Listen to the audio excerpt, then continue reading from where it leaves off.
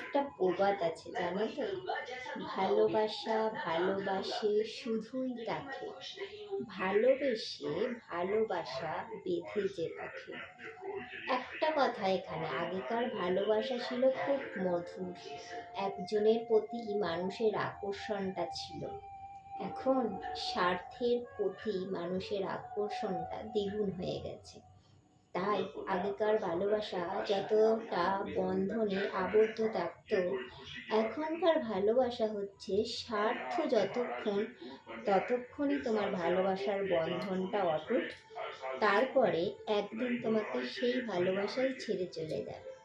তাই জন্য স্বার্থ নিয়ে কাউকে ভালোবেসো না, শুধু ভালোবেসো তাকেই যাকে মন থেকে সমস্ত কিছু বিসর্জন দিয়ে দিতে পারো, যার জন্য তুমি তোমার প্রাণটা পর্যন্ত দিয়ে দিতে পারো, সে যেমনই হোক না কেন। সে